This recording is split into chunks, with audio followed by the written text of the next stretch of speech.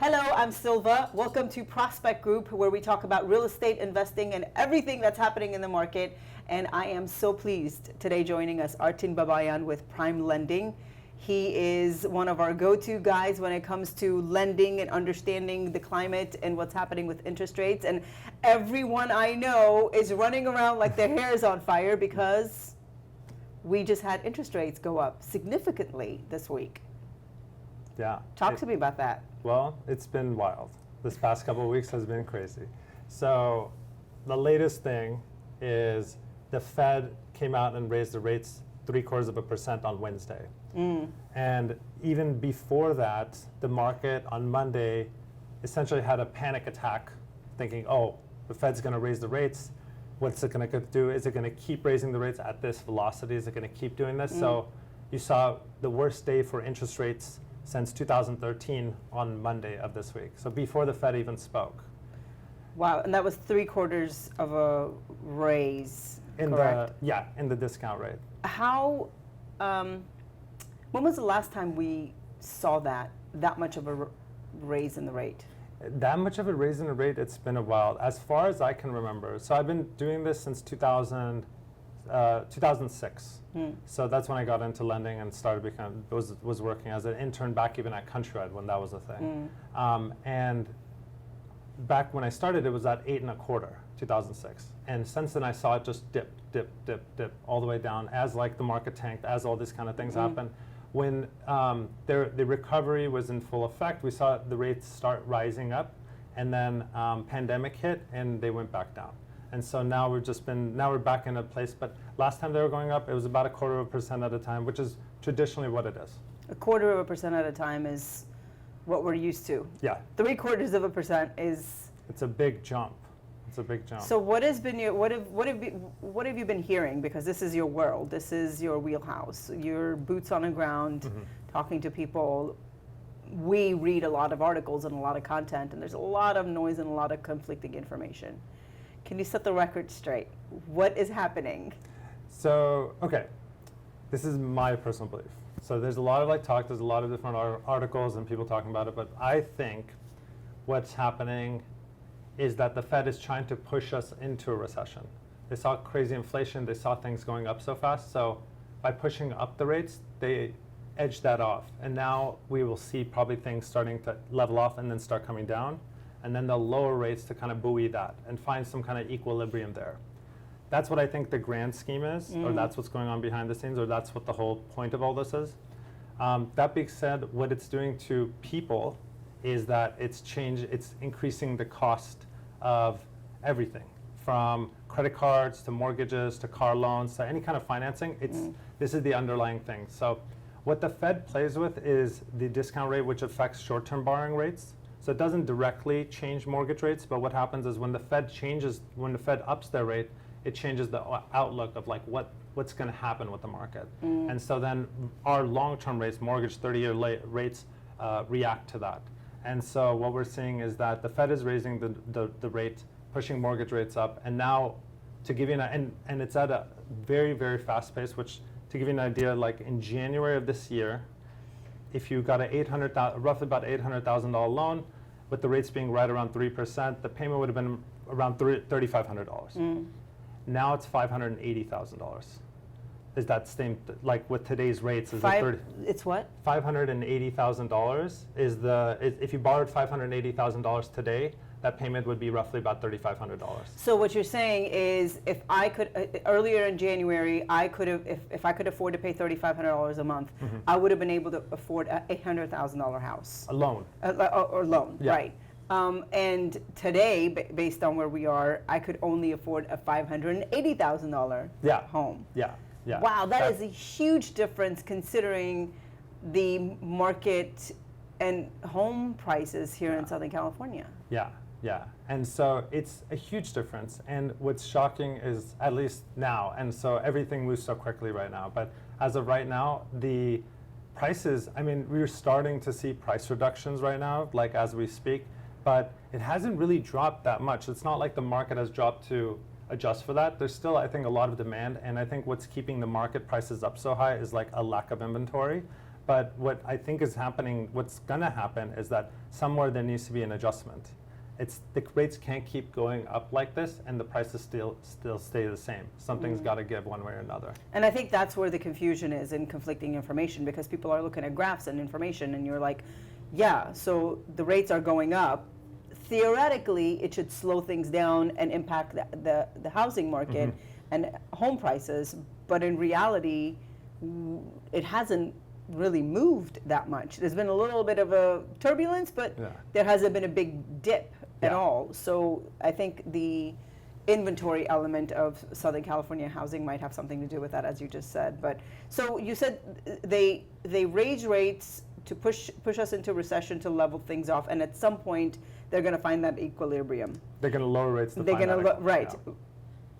Do we have an idea or an anticipation of how long that gap is between when things go up and up and up and into recession to when we balance out? Well, I think that's the $1 million question, because we've seen versions of this play out over like U.S. history. I think in the 70s there was like this, they call it stagflation, where interest rates were going up but the economy was stagnant. They were trying to basically what typically happens, and I think history doesn't repeat but it rhymes.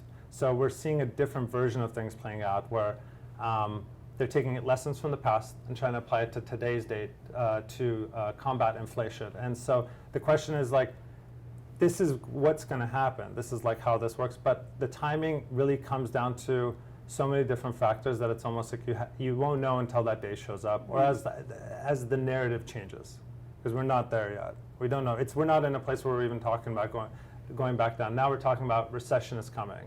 So now we got to get to recession. Then we got to see what's going to happen there before we make that next adjustment. How does that impact your industry?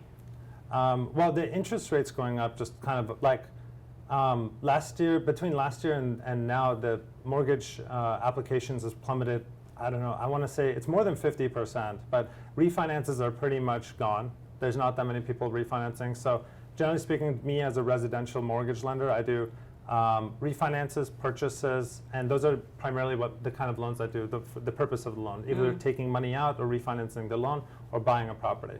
So people refinancing their property just to lower the rate, that doesn't exist anymore. There's no reason to do that, because everyone who's gotten a loan has a lower rate than what it's been now. People pulling money out of the property, I'm spending a lot of time talking them out of refinancing a loan and helping them get like second mortgages, because it's a cheaper way to take money out than changing out the whole first loan. So you saw pretty much half of, or half of the ways in which like applications that are received just go away. So now purchase loans are still there, and so people are still buying. I'm still busy with purchase loans, and it's almost, when I was looking at last year to this year, it's very similar. It hasn't really dropped off. Maybe it's even increased a little bit in terms of like how many purchase mortgages I'm doing. But overall, like you're seeing a lot of mortgage lenders fold. You saw Loan Depot lost like, I think like, I don't want to say it was $1 billion or $100 million. It was a large amount of money. Large lenders are starting to fold, lay off large amounts of people. Like mortgage lenders are going through what their cycle is, which this happens when rates go up, is they just start shutting down and cutting out people. In anticipation of what's to come. Yeah, it's for how long, they don't know how long this process will go, and at the same time too, it's like right now they're not making a profit. So right now it's like they have a huge payroll. We saw rates being the lowest they've ever been, so they hired and staffed up and brought on a ton of people. Now you saw rates just go up so quick, it was almost like a light switch. So now all the revenue is gone, or a lot of the revenue is gone. So or it's eating into the profits. It's eating its profits, but a lot of mortgage companies, they probably won't be making a lot of money this year. This is just kind of like the way the cycle of owning a mortgage company is that you'll have some years where you make a ton of money and some years where you don't make much money. You're just trying to keep the lights on. And so what they're trying to do, they have to lay off, they have to slim down, they have to get rid of all the fat, because they need to be in a place where they can at least hope to break even during this period of time, so that when it does come time to make money, they're ready to go. Yeah. Okay, so we have access to you, who's an expert in this space. What are the absolute things we must know as we prepare for this length of uncertainty that's coming our way? So are we speaking to realtors or to buyers? I think we should talk to both. Talk to both? Yeah. Okay. So like for realtors, I think the idea is that we just need to be able to communicate. I think what needs to happen is that realtors need to be able to communicate to their buyers and sellers that this is the environment we're in. From the seller side, you have to be able to say like, what is the risks of waiting to sell? And like we're starting to see that where the prices are starting to drop. So I think it's communicating like the difference in what the payment is.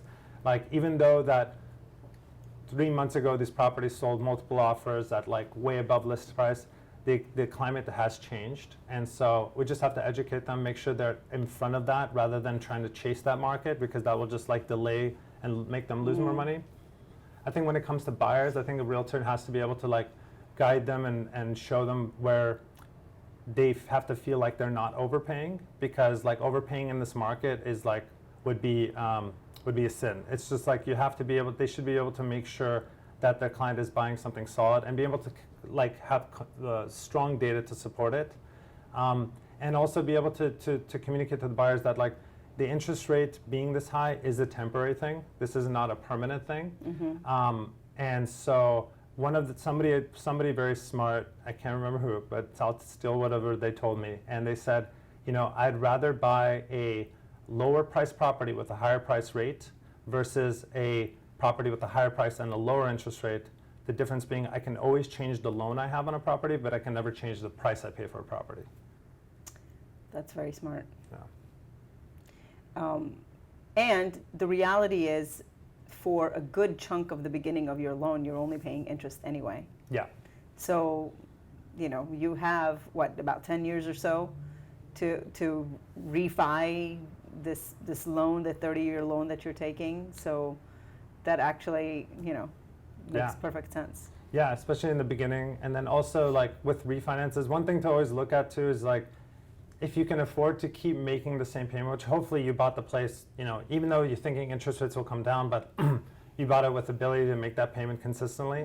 If you continue to make that payment and you refinance a lower rate, you're not starting again for 30 years, which is I think the hard part about refinancing. You'll pay off your loan faster than you originally were planning to. Right. So there's a way to make it always work for you as long as you play it. There's fiscally responsible ways to refinance anytime, even if you're 15 years into it and you do this and you keep the same payment, you'll just pay off your loan faster. But yeah, in practical sense for sure. In the beginning, first couple of years, hopefully this doesn't take that long to cycle through. Maybe it could, but I think at any point you just kind of like plan for the worst but hope for the best and just adjust accordingly. Yeah. Anything else you want everybody to know about the current circumstances and the climate we're in? I think the main thing is like to be informed and not to act on the fear.